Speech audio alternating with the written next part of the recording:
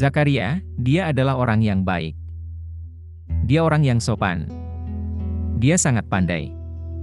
Dia satu-satunya orang Kristen di sekolah. Dan saya membencinya. Karena menurut saya sebagai orang Muslim saya semestinya lebih baik darinya. Tetapi ia lebih baik daripada saya. Kami mulai memukulinya setiap hari ketika kami ke sekolah. Dan kami sepakat malam itu bahwa ia harus dibunuh. Malam itu gelap dan dingin. Dan kami mendahuluinya. Kami berlima. Kami memanjat pohon dan menunggu di sana. Dan dari kejauhan, kami melihat nyala obor yang mendekat. Dan nyalanya menjadi semakin besar saat mendekati kami. Dan saat ia tiba di bawah pohon, kami melompat menyergapnya. Dia menangis, ia berteriak, ia menjerit. Kami mematahkan tangannya, kami mematahkan kakinya, dan ia mulai berdarah. Dan karena ia mulai menjerit dan memohon bantuan, saya membekap mulutnya, agar ia tidak dapat bersuara. Anda tahu, seperti menyembelih domba, ia menggelepar. Dan yang lainnya, memukulinya. Saya merasa sangat bangga. Anda sebenarnya sedang melakukan sesuatu bagi Allah. Anda tahu, Anda ingin menyenangkannya. Dan tiba-tiba, dia tidak dapat bernafas lagi. Dan kami tidak dapat mendengar suaranya. Kami meninggalkannya di hutan. Dalam keadaan sekarat. Kami kembali.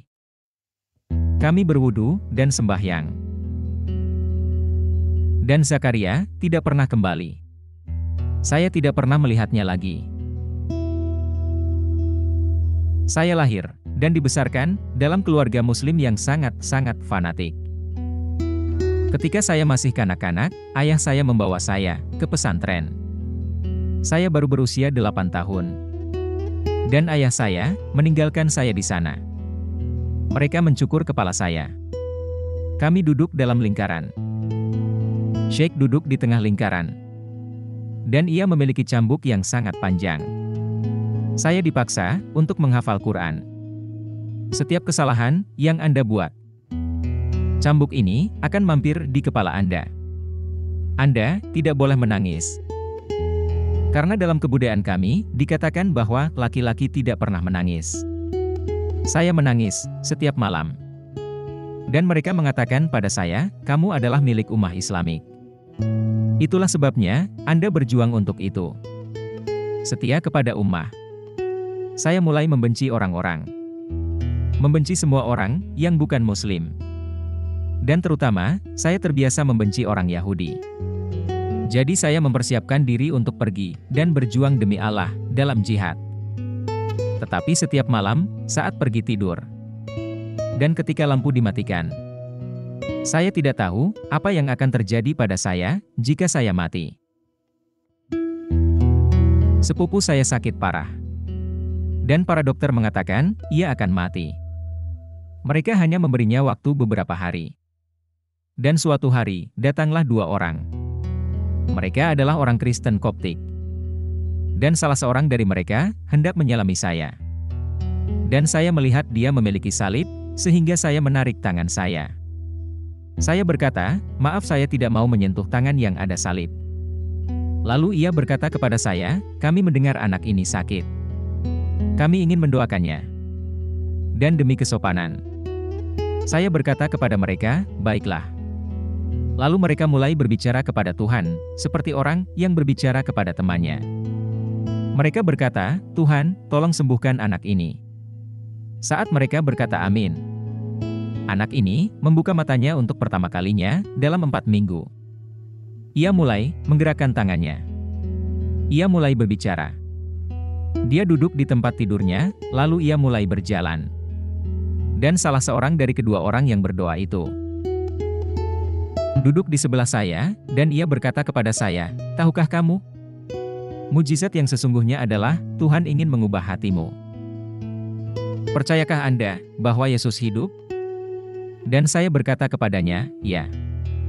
Karena berdasarkan tradisi Islam, Tuhan mengangkat dia ke surga dan ia hidup, dan suatu hari nanti ia akan kembali. Lalu ia berkata kepada saya, oleh karena ia hidup, Anda dapat berbicara kepadanya. Itu mengubah seluruh hidup saya.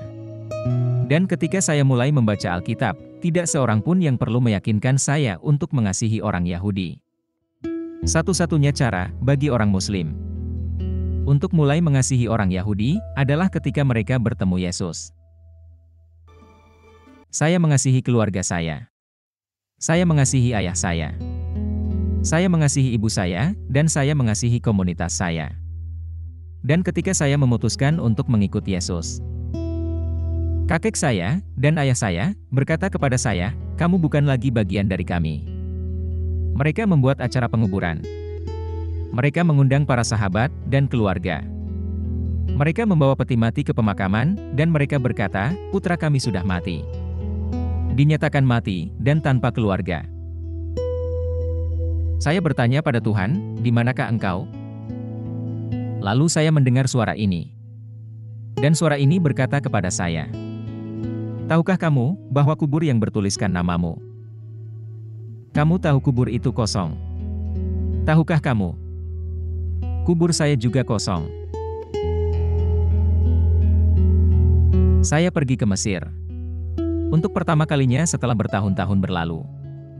Dan saya sedang mengikuti konferensi pendeta. Dan salah seorang pendeta sudah menemui saya. Ia seorang yang sudah berumur, berambut putih, dan mulai berbicara kepada saya.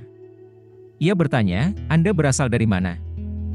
Saya menceritakan padanya kisah saya. Dia mulai menangis. Lalu saya bertanya padanya, "Mengapa Anda menangis?"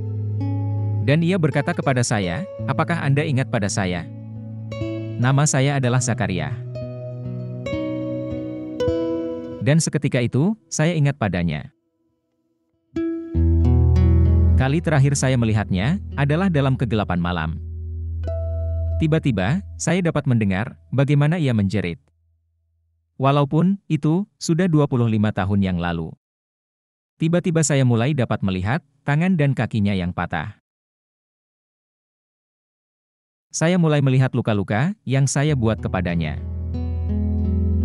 Saya mulai merasa sangat malu. Ya, saya dulu orang yang jahat. Saya dulu mengerikan. Lalu Zakaria kembali menatap saya dan berkata kepada saya, "Yasir, karena engkau sangat membenci saya, saya selalu berdoa untukmu." Dia membuka Alkitabnya, dan seketika itu juga, saya melihat nama saya tertulis di halaman pertama. Saya membencinya, tapi dia mendoakan saya. Pada hari itu Tuhan mengkonfrontasi saya. Ia berkata kepada saya, "Bahkan sebelum kamu mulai memikirkan aku sudah memikirkanmu. Untuk dapat mengasihi orang-orang yang membencimu. Anda memerlukan seorang yang bernama Yesus."